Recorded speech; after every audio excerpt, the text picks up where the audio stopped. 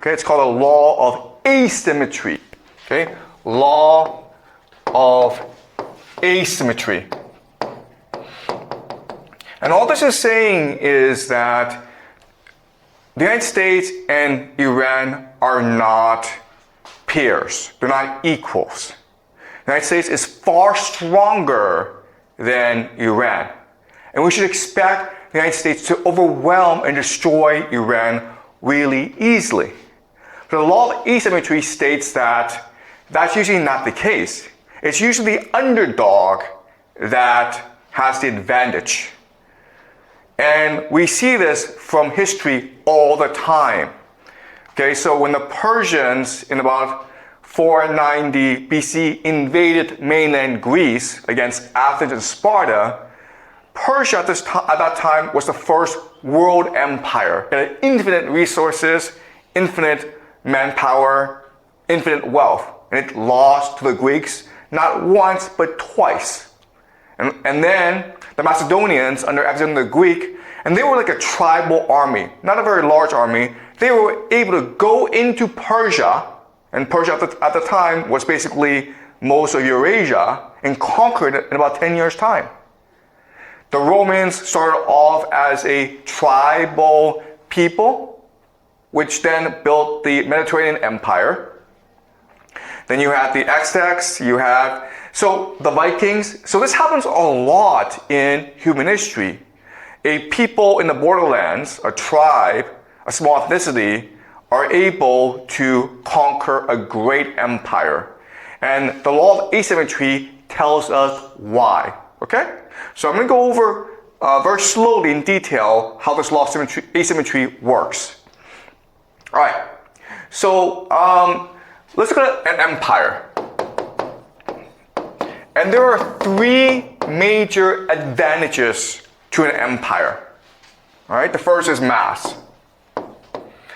This just means that they have a lot of people. Okay. They almost have an infinite amount of people. The United States has a population of about 350 million people.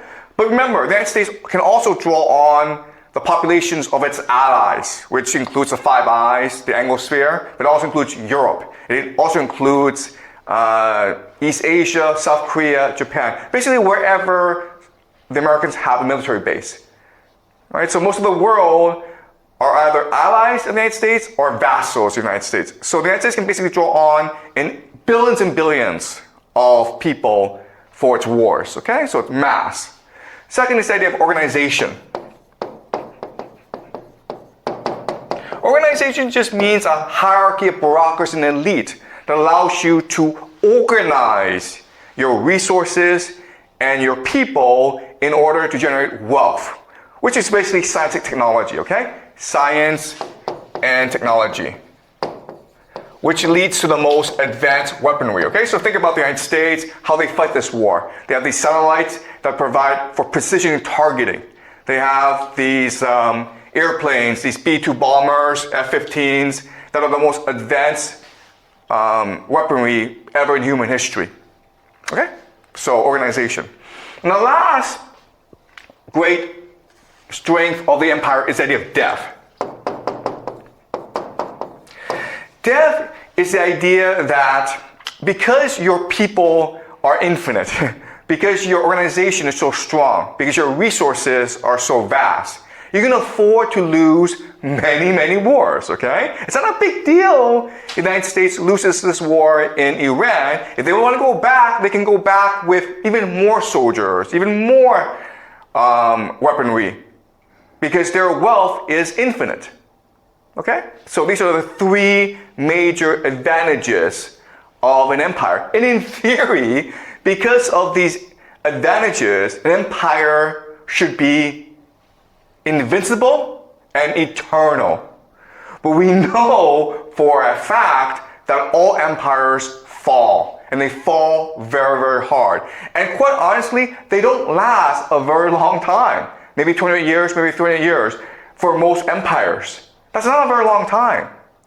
So we need to better understand what's going on, okay? Why is it that an empire with these vast resources, they all fall in 200 years, 300 years, okay? All right, so what we need to understand is that all these advantages are ultimately disadvantages in the long term. All right, so let me explain what I mean. Math, you have a lot of people, okay? When you have a lot of people, you create a lot of inequality. Why? Because there's competition for resources. There's too many people, okay? And this often leads to debt and slavery. And as a result, your people become complacent, lazy, indifferent. They're competing against each other. They really don't like the government, okay? So they're not really that motivated to do anything, to work or to fight wars, but especially to fight wars. So this mass looks like an advantage in the beginning, but over time it becomes a disadvantage. All right? Organization means an elite. The problem with this is that over time the elite become parasites. Why? Because the way they make their money is through rent seeking. Rent seeking just means that you have power and you seek to monetize your power by exploiting the mass. All right? So basically landlords are a classic type of rent seeking elite.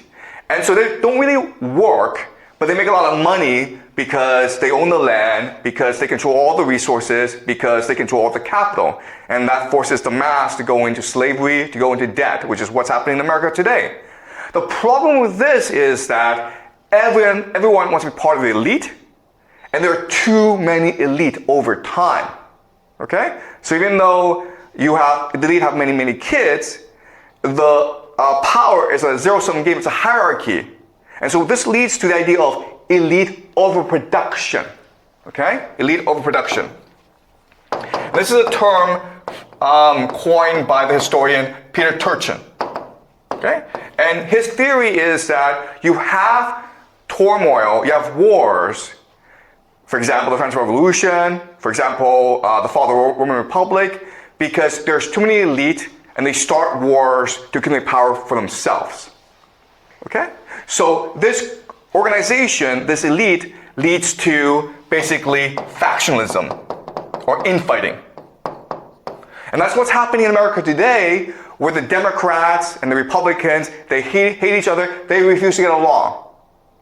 It leads to political polarization. Okay? So another saying this is that an empire over time becomes insular. They don't care about what happens outside the world. All they care about is what happens in Washington, D.C. And as a result, they make a lot of stupid mistakes. Okay? Right. Now, the last thing is death. Okay, the problem with death is that if there are no consequences to your actions, you become arrogant, you become lazy, and you become incompetent, okay? Because you don't care. It doesn't really matter. And this leads to the idea of hubris. Okay? Hubris is just blindness to your own arrogance, a violent arrogance that makes you make silly mistakes, but you don't recognize your mistakes and you keep on repeating the same mistakes over and over again. Right? So, yes, it seems like the empire is invincible, but if you actually think about it, the empire, its advantages becomes over time its disadvantages, which will lead ultimately to its downfall. Okay? So the mass leads to inequality, the organization leads to overproduction, which leads to factionalism, and death leads to hubris. That's why an empire must fall over time.